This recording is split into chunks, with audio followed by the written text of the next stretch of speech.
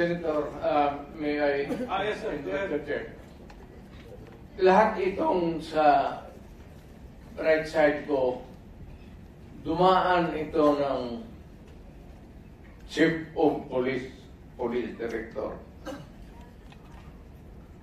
Oro, commander ng death squad yan. I thought there was no existence. Trabaho ng police yan. Literally, hindi mo sabihin ng death squad. Yung isang senador, yan ang nakaupo niyan, si Senador De La Rosa. Death squad rin yan. Because they were police directors handling the controlling crimes in the city. So, pag sinabi mong death squad, it's a very loose term na ginagamit mo lang parang ganun isili. Lahat yan sila, ito, si Danaw, ayan mo. Ayan, nagdadasal kasi sa kasalanan niya siguro. O kano bang, sila bang pinatay mo? Dumaan yan. Ito, De La Rosa. Tanungin ko sila ngayon. Tanungin ninyo. Openly, lahat yan dumaan pagka-police chief. Parehan si Gamboa. Tanungin ninyo. Danaw, kung may utos ba ako na patayin ninyo yung tao na katali yung paa, pati kamay sa likod, or assassinate them. Ang sinabi ko, ganito, prangkahan tayo, encourage the criminals to fight. Encourage them to draw their guns. Yan, buhay yan. Ayan na siya, yan ang instruction ko. Pati yan si Koy. Encourage, pati yan si De La Rosa, encourage them lumaban. Pagka lumaban, patayin ninyo para matapos na ang problema ko sa syudad ko. Noong na-presidente ako, ganun rin sa command conference. Diyan sa Malacanang.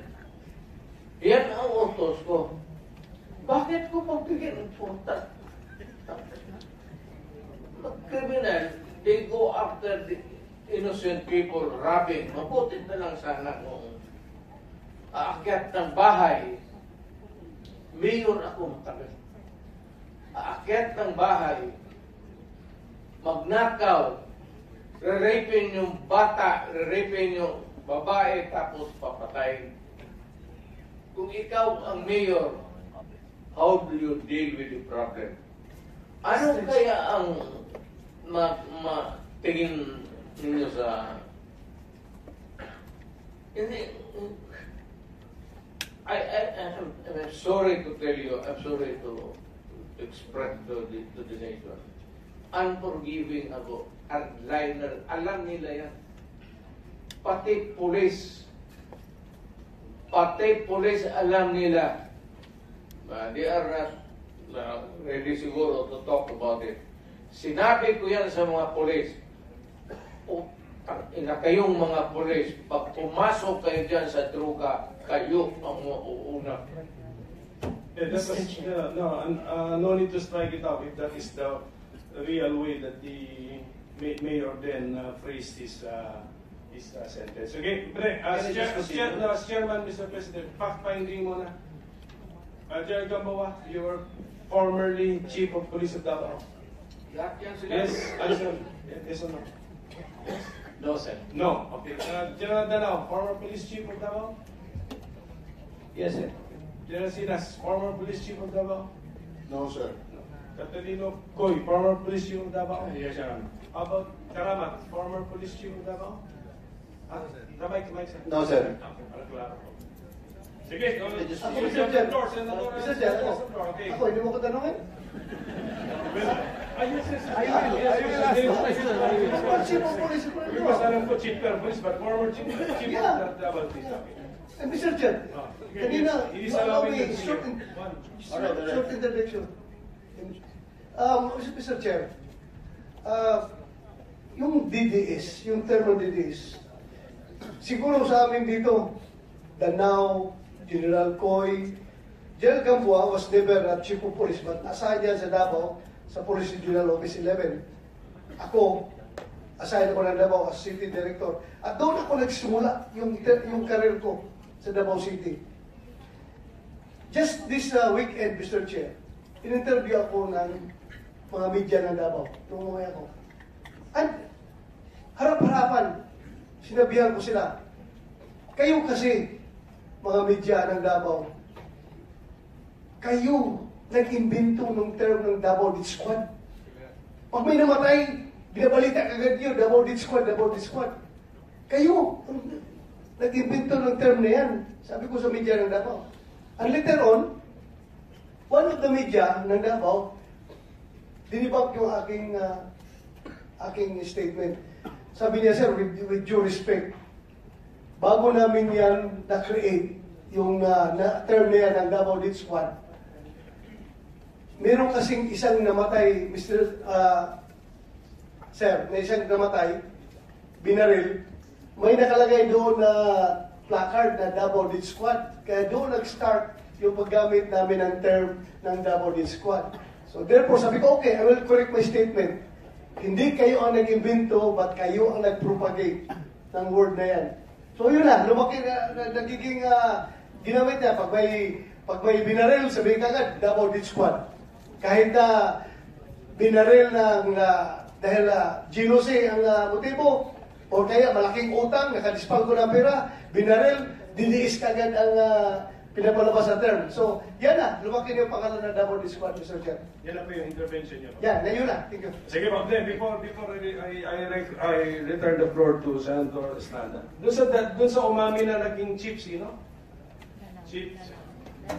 Caterino Coy, naging chief ka. Danao, naging chief kayo. Do you mind or don't you mind having been called as the head of the Davao Death Squad by the former president? I think he's just joking there. Pero, kagaya nga po ng sinabi ng ating mayor, sir, in my stint of almost 3 years as the city director of Davao, wala ko talaga yan yung sasabihin na you kill him, wala kong gano'n, sir. So it's just a matter of taking things on your hand. If you will take it literally, yung sinasabi niya sa media. Kung ano yung sinasabi niya ng interview, yun na yung sinasabi niya. Pero yung kamong sasabihin niya na, Danao, patayin mo sa ganito, there's no such thing. So walang ganun.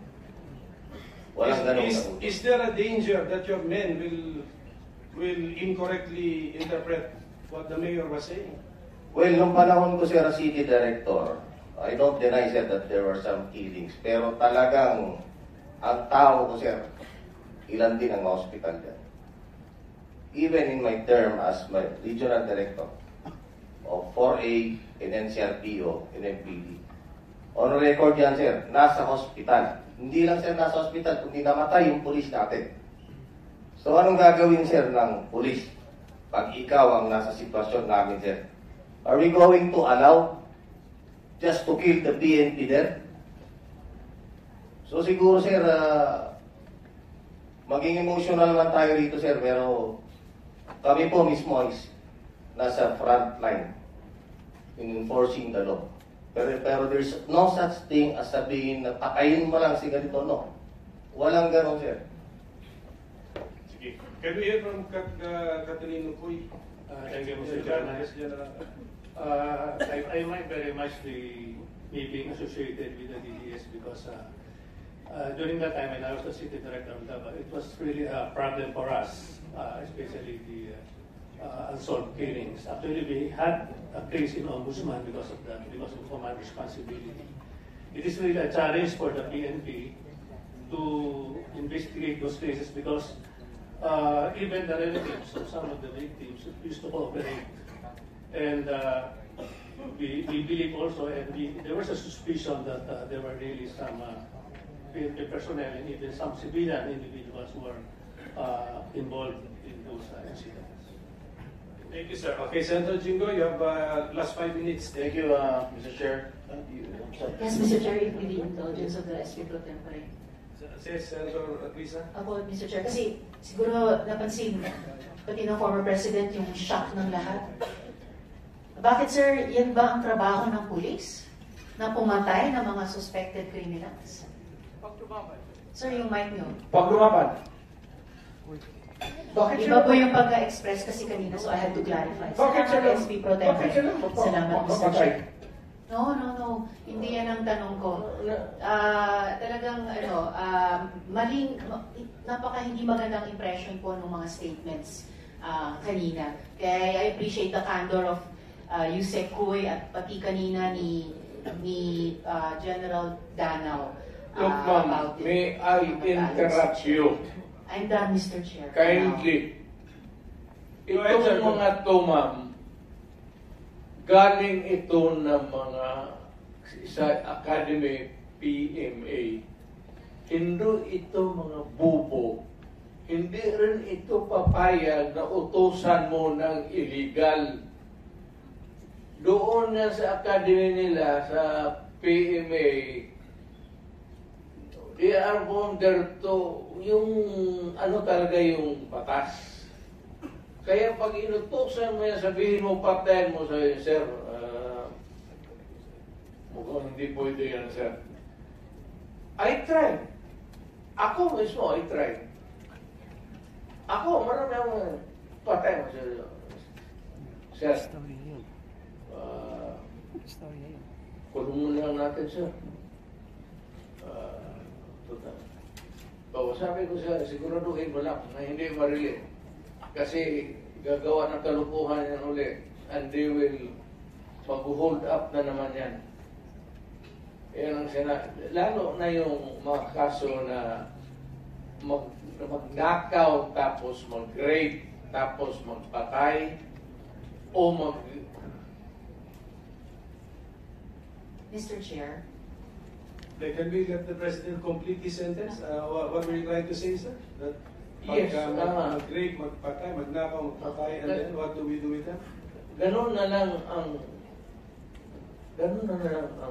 sadness ko sa trabaho ko. Thank you. Kaya hindi ko lang sinabi ko yan kasi hindi ko lang na sila mautusan ng gano'n na gaya na sinabi ko, nag-rape ng bata yung pinatay, patayin mo. Hindi ko mautusan itong mga to. Sabi ko, karamihan na PMA hindi maniwala yan gano'n. Sabi mo sir, mahirap yan. Kulungin na lang natin siya. Wala, dumaan yan sila sa there was never a time na sinabi ko, patayin ninyo yan. Minsan yung harap-harapan sa crime scene, nakita ko yung bata, 3 years old, rape, patay, tapos nandoon yung tiyuhin. So sinabi ko, putang, patay mo yan. Out of outrage. In the moment of outrage yung, putang. Sir, kulungin na lang natin yan, sir. Ano nangyari doon, Mr. President? Yung incident na yun, napatay nga yung tito? Pinatay? Hindi. Mr. Chair. Yes, Senator Risa. Alam ko po na matatalino mga taga-Philippine Military Academy. Hindi po yan ang issue. Ang kinaklarify ko po ay kanina sinabi nyo na in-encourage nyo ang PNP na i-encourage yung suspect na lumaban. Yes. Para mapatay, para masabi ng laban. Correct. Para That was a very incorrect. correct, yes. Very incorrect po, Yes. if I may say, as a It's civilian, not, sa professional police. It depends on, Mr. Chair. ano na natin yan, ma'am. That's your view, that. It's not my Hindi view ka only, Mr. dumaan Chair. Thank you for hindi ka putting it on the dumaan record. pagka mayor, pagka prosecutor. Ako, alam ko, dumaan ako, prosecutor, mayor, presidente, alam ko ang trabaho ko. Yes, Yan ang salamat totoo tayo, Mr. dyan. Chair. Hindi ka nagdala ng syudad eh. You never Totoo had po, a Mr. chance Chair. to solve the problem of the community. Thank you, Mr. President. Thank you for Senator, putting it on the Hindi record, tayo Mr. Chair. magkaintindihan dyan. Senator Estrada has the floor. Thank you, Mr. Chair. Papalikin ako, sir. Gagawain ko uli yan. Sublado. Your Honor. Basta silence the gallery and those who will do that again, exclude them from the hearing hall. Gallery, please do not encourage me. Mr. President, it's now Senator Estrada who has the floor. Thank you.